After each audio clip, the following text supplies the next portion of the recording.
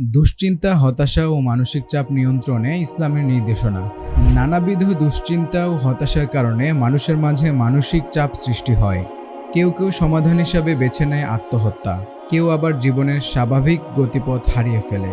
বিশ্বাস অবিশ্বাস থেকে অশান্তি, আর সেখান থেকেই জন্ম নেয় বিভিন্ন কৃত্রিম সংকট ও সমস্যা। কেউ তা মোকাবেলা করতে পারে, কেউ পারে না।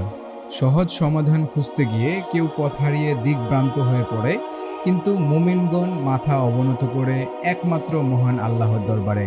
সুতরাং আমাদেরও উচিত এই সমস্যার সমাধানের পথ একমাত্র কোরআন হাদিসের মধ্যেই খোঁজা।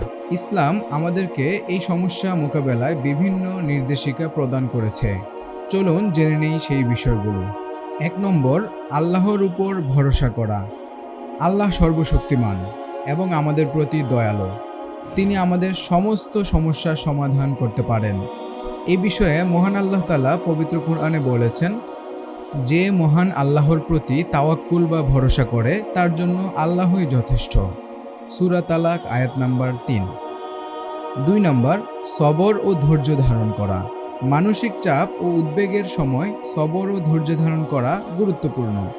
এ বিষয়ে কোরআনে বর্ণিত হয়েছে, তোমরা নামাজ ও ধৈর্যের মাধ্যমে আমার নিকটে সাহায্য প্রার্থনা করো।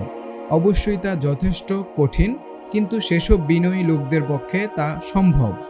সূরা বাকারা আয়াত নাম্বার 45। 3 নম্বর, বেশি বেশি দোয়া করা। আল্লাহর কাছে দোয়া করা মানসিক চাপ ও উদ্বেগ কমাতে একটি কার্যকরী উপায়। হাদিসে এই বিষয়ে রাসূল সাল্লাল্লাহু আলাইহি ওয়াসাল্লাম বলেছেন, যখন তুমি দোয়া করো তখন আল্লাহ তোমার দিকে মুখ করে রাখেন। সুতরাং তোমরা দোয়ার মাধ্যমে আল্লাহর কাছে সাহায্য প্রার্থনা করো। 4 নম্বর, নিয়মিত নামাজ পড়া। নিয়মিত নামাজ পড়া মানসিক চাপ ও উদ্বেগ কমাতে সাহায্য করে। এ বিষয়ে মহান আল্লাহ তাআলা পবিত্র কুরআনে বলেছেন, ওয়া আকিমুস সালাতা ওয়া আতুজ যাকাতা ওয়ারকাউ মা'আর রাকিঈন। অর্থাৎ তোমরা নামাজ কায়েম করো, যাকাত আদায় করো এবং নামাজে অবনত হও তাদের সাথে যারা ইতিমধ্যে অবনত হয়ে আছে। 5 নম্বর, সওম বা রোজা পালন করা। রোজা আমাদের মানসিক চাপ উদ্বেগ কমাতে সাহায্য করে। পবিত্র কোরআন ও হাদিসে চাপ মুক্ত থাকা এবং দুশ্চিন্তা দূর করার ব্যাপারে রোজা রাখার কথা বহু জায়গায় পরামর্শ দেওয়া হয়েছে। 6 নম্বর, ইতিবাচক চিন্তাভাবনা করা।